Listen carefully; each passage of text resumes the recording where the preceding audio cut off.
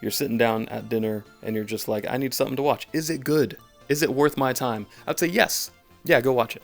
It is good enough, faithful enough to the source material, emotional enough. Like it's good enough. If you haven't watched the animated show, go watch that, because the animated show is great, where this is good. Now, if you're a real story sicko and you want to nitpick and talk about all the unnecessary things and compare it to other shows even, and talk about some of the story elements, then stick around, because that's what we're going to do in this video. In the live action version, the show starts off with a lot of exposition, like back to back to back scenes of exposition, just explaining and telling you how the world works and doing all this stuff, which is so crazy to me, because the animated show, which is for kids, they didn't feel the need to explain any of this. They just jumped right in and everybody understood it. But with the live action show, this is intended to be a little more grown up, so you have more adults watching. So of course you dumb it down. That doesn't make any sense to me. I don't know. If there's a silver lining, at least I think these scenes looked really cool. However, I believe they hurt the story, especially for the air nomad extermination. You're watching all these people die, and if this is your introduction to Avatar, you have no idea who they are. And you're not connected with them. You know, it's sadness without impact. And that's why it's so much more important to see Aang's reaction to seeing the bones of the air nomads, because we're connected. So when he hurts, we hurt. Quick side note, when they finally do show Gyatso's bones, man, it looks so much better in the animated show. The scene in the animated show could be paused, and you could take a picture of it, and you could put that up on your wall as a nice, creepy, dark portrait. But the live action, it looks like somebody just went to the Halloween store, grabbed a skeleton, threw it on the wall, took a picture, and was like, yeah, there we go.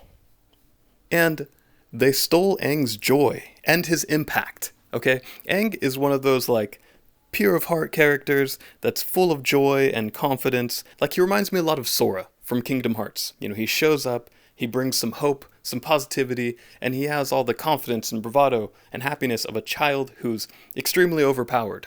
It makes the moments when he kind of breaks down and he is sad or questioning if he can actually do this, it's such a better contrast when he's so happy and confident all the time.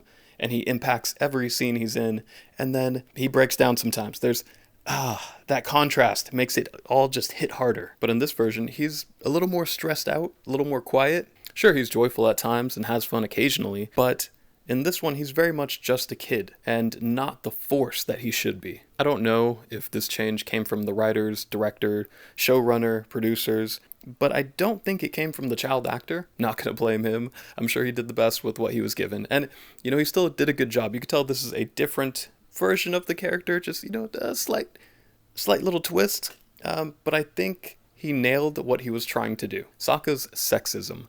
That has been talked about probably more than any other topic leading into the show. And it's such a minor thing, right? But it has a big impact on like 3 key moments during this season and during book 1, during this story so far. One of the articles that came out before the show released was talking about how the showrunner felt weird trying to explain the sexism to his daughter when they were watching the show, so he wanted to remove it. But then later in the show, they just have another character come at Katara with the same sexist beliefs and like attack her for it and say she can't fight because she's not a woman. So you took it out of the character that really mattered and you left it in somewhere else. For what? So, I mean, there was really no point in removing it from Sokka. You should have just kept it with Sokka if you were going to do that, in my opinion. So the 3 places that it changes the story is initially when Aang gets out of the ice, it's because Katara is angry because Sokka is making sexist jokes or comments, and she gets fired up and pissed off and breaks the ice open. And boom, there's Aang, the last airbender. Now in this one, that doesn't happen. Okay, minor detail, who cares? But it really hurts in the episode where we meet the Kyoshi warriors. In the animated series, Sokka's whole belief that women can't be warriors, or at least not good ones, that sets up his whole arc and relationship with Suki, who is a great warrior, and it sets up this tension and this conflict. Like right away when they get on the island, they have this tension between them, and then they overcome it. You know, she beats him up, and he changes his entire worldview. And then he humbles himself and comes to her and is like, teach me your ways. please, I want to be a better warrior. I want to be the best warrior that I can be. And then from that point on, it's almost like an enemies to lovers kind of situation. You know, they have chemistry and they build on it. And it's a great episode. Now, in the live action, they don't do that. So they just show up.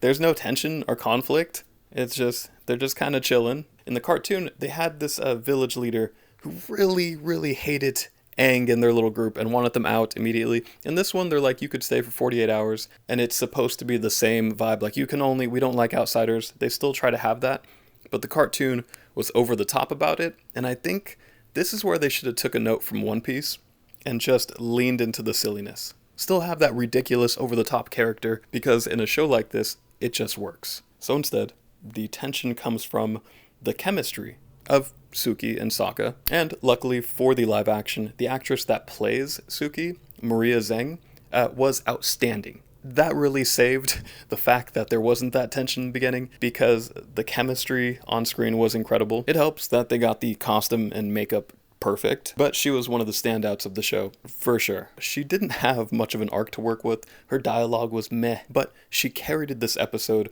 with her presence, chemistry, and vibes alone. The intensity in her eyes will make you believe anything. And so, yeah, love at first sight is kind of a dumb trope, but here it's great. I totally believe they're falling for each other immediately, and because of that, the episode's actually pretty great. But back to Sokka. His sexism is sorely missed near the end of the season when Pakku refuses to teach Katara waterbending combat because she's a girl. And Sokka's like, oh, go show them what women can do, or something like that. So instead of having a character who was sexist in the beginning, and then after getting beat up by the Kaushi warriors, and seeing Katara's strength, although they did nerf her in this version, but we'll get to that in a minute, but seeing her overcome all these obstacles and being like, you know what? You're right. You can handle yourself. You can get out there and fight. I believe in you. And it would have had impact. Instead, it's just like the guy who has always believed in her continues to believe in her. Cool. Also, did this man lose his boomerang? Like, he just threw it in the Zuko fight, and it never came back? Like, that's how that weapon works. It's supposed to come back. But besides all of that, everything else about Sokka is the same, and the actor sounds, looks, and moves just like Sokka. So overall, it's mostly a faithful portrayal of Sokka. But like I said, we're gonna nitpick, because that's what we're doing today. Also, they nerfed Katara. Katara was so much stronger and better at waterbending, and kind of, in her way, a leader of the team. She kept everything together. She was the mother of the group, and she's not that in this one. It's like in the animated show, she had a lot of fire. If you made her mad, it's not that she would blow up, but she had a certain intensity to her. But in the show, it's like, she's just a kid. She's a little insecure, she's kind of whiny. Oh boy, I hope we can survive. She really just seems like a quiet kid. I don't know, man. And again, I don't think it's the actress's fault. Directors, showrunners, writers, and they were all headed probably a certain way. And I'm sure, she was doing the best she can. I don't want to blame the actress. Iroh was mostly good. He was good. There was some like subtle minor changes. They had a great actor play Iroh. I don't know if it was the actor or whoever that decided Iroh should be played a little more somber. And he is that in the cartoon, but it's more hidden under the fun, wise uncle vibes. And he nailed those. He was fun and wise and did all that. It was a great performance. But my only gripe would be the few moments in the animated show where he shows his hardened warrior side. He's a general and he commands people, and the times that he has to fight and mess people up, and he's one of the most powerful firebenders on the planet, and people treat him as such. And in the show, I didn't really get that. It just seems like a kind of a sad, wise uncle. And it's funny because he had a great scene with an earthbender who had a brother who died in the war. And they kind of went back and forth. Great scene, great performance by the airbender. But with Iroh, I just didn't buy that he's so dangerous. And then towards the end, it's not his fault, but the way it's written was Iroh stands by while General Zhao gives a speech that, I'm the Moon Slayer. And he holds up the fish, and Iroh's standing right there, just watching. And then after he stabs the moon god, then he does something. And it's like, I don't know, they should have had him farther away, like rushing over and just not getting there in time or something. But he's right, he's like 5 feet away. and he just stands there as this guy stabs the fish. That was a weird sequence there. Ugh. On a positive note, I will say the special effects were really cool. All of the animals, the spirit world, the big spirits, all of that all looked really cool. All the bending of the elements, those all looked great. It's a good looking show. Sometimes they do things that I feel like could have been better, like with the skeleton, but overall, it's a very nice looking show. Oh man, and they left out the intro. Like, they filmed the intro, it's a part of the first episode, but then they just decided not to use it. Like you have all the stuff for the intro. You have the speech, you have the B-roll of all the people, bending the different elements. You could have put it there and just put it at the start of every episode. It would have made so many people happy. Like, man, they had it. It kills me that they had the stuff and they just didn't use it. After the first episode, I was like, that's going to be the intro the rest of the way. And it wasn't. They just didn't use it. It just, I don't know. Instead, what they do is just have a few brush strokes of some paint and then the word avatar before every episode. And I don't know if this is like a thing where they thought, okay, people just want to get into the show fast, and that's understandable for sure. But Netflix has this really cool feature where you could just skip intro if you don't want to watch it. And for the people that do, it's one of the best intros you can have. It's an iconic intro. It's like the Pokemon original theme song intro. Like, people love it. Like, if you would have did that, it would have been great. It would have been great. But instead, they do that thing that I feel like a lot of shows are trying to do. They try to have the Game of Thrones intro, but they kind of miss the core part of what made it so great.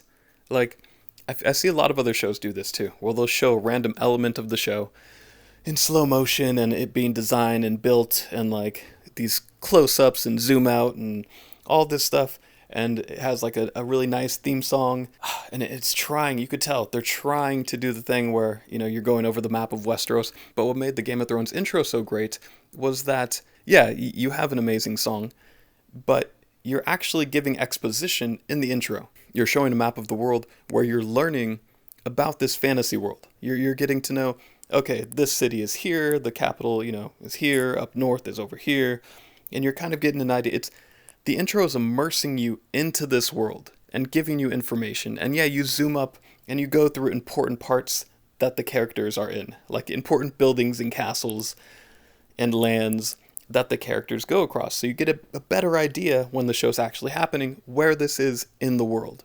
And I feel like that's what makes it great. I feel like so many shows miss that this is a great opportunity to sneak in some exposition, to teach your audience a little bit about this made-up world, and also, get them hyped and excited to start the show. But it immerses you in the experience. And I feel like, so many shows try to copy it, but they don't get it.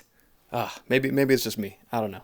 The last thing I was going to try to tackle would be the subtext in the dialogue and the differences between the animated show and the dialogue in the live action. But I think realistically, to do that and to break that down, it would have to be a separate video. I'll have to rewatch the animated show and really go back over the live action dialogue. And my gut feeling is that there was a lot more subtext in the animated show. In the live action, everybody's just saying what's on their mind. There's very few moments, I think, in the live action where there's actually like subtext. But again, I would have to go back over and really this is just more of a gut feeling. So maybe, I don't know if I'll tackle this one. But what did you guys think? Did you notice the dialogue being very different and not as good as the animated show? Or was it just as good? So where does this show rank amongst all the live action fantasy shows? It's not terrible. Like I said, it's a good enough adaptation. It will hit you emotionally. It'll entertain you. That immediately places it above the mediocrity tier, above shows like Rings of Power Season 1 and both seasons of The Wheel of Time. Those are the mediocre fantasy shows. It even puts it past the decent tier of like Shadow and Bone and His Dark Materials. Where those were like, they were decent, It's above that. It is solidly in the good tier of fantasy shows. Now, it's not in the great tier. Like, I'm pointing up here, but I'm most likely going to put the graphics behind me because I can't put them above the screen. But it's going to go in the great tier of shows like Game of Thrones. Yes, I said Game of Thrones even despite its ending because for a decade it was the best show on television. And it was a fantasy show. And there really isn't a live action show that has topped it yet. So it's still there. It's still up top tier, the greatness tier. Also, and with shows like the One Piece live action adaptation, that is greatness. It's not quite there. It's just good. Where would you place it? I want to know down in the comments below.